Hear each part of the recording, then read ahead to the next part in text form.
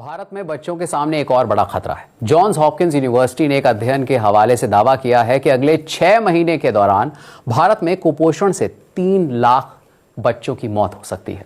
Lockdown की वजह से लाखों लोगों के रोजगार चले गए हैं। इनमें से कई दिहाड़ी मजदूर हैं। ऐसे में उनके परिवारों को पूरी खुराक नहीं मिल रही है। ऐसे भी भारत के बच्चों में कुपोषण दर दुनिया में सबसे ज्यादा है।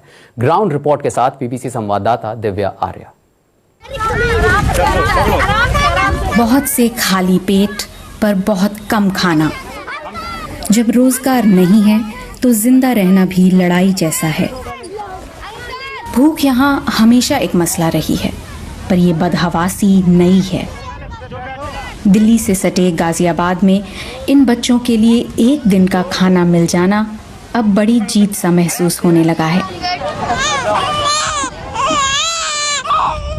शिवा सिर्फ 1 महीने का है। उसके माँ बाप दिहाड़ी मजदूर हैं। मार्च से लगे लॉकडाउन के बाद लाखों और मजदूरों की तरह इनका काम भी छूट गया। घर में लॉकडाउन नहीं था तो घर में बनते थे रोटी चावल, हमारे बच्चे सही से खाते थे। अभी तो कुछ नहीं खाए, सब्जी अब्जी कहाँ से बनेंगे, जबकि हाथ में 1 रुपये भी नहीं है। काम कहीं नहीं लग रहा है, बिल्कुल बैठे खाली। जो हो रहा है उसे समझने के लिए फूलमती के बच्चे अभी बहुत छोटे हैं। 5 साल से कम उम्र के बच्चों को कुपोषण का सबसे ज्यादा खतरा होता है। दुनिया में सबसे बदतर भारत में हर 5 में से 1 बच्चा कुपोषित है। अब डर है कि हालात और बुरे हो गए हैं। इस इलाके में कुपोषण बढ़ने के लिए अनुकूल परिस्थितियां हैं। आबादी में पहले ही कमजोरी है, खाने की मात्रा भी कम है और पोषण भी। कुपोषण रोकने और उसका इलाज करने के लिए जरूरी सेवाएं बच्चों तक नहीं पहुंच रही हैं। जो बच्चे पहले ही कुपोषित हैं, उनके लिए ये महीने और मुश्किल रहे हैं। तो बहुत कमजोर हो गए, पहले इसका वजन भी सही था। 2 साल की रिया का वजन और लंबाई लॉकडाउन से पहले ही उसकी उम्र के बच्चों की औसत से कहीं कम था।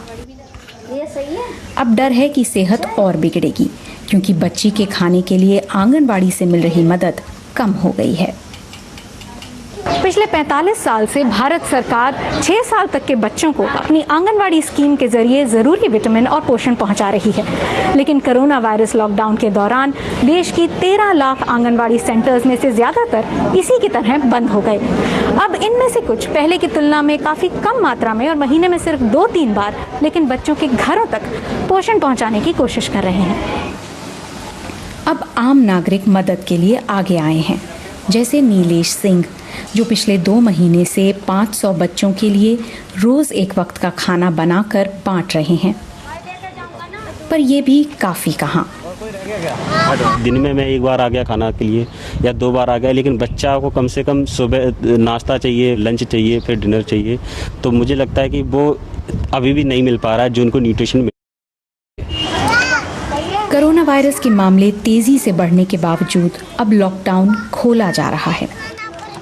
सरकार बड़ी दुविधा में है कि कैसे बीमारी को बढ़ने से रोके और सबसे गरीब, खासतौर पर बच्चों को भूख और भुखमरी से बचाए।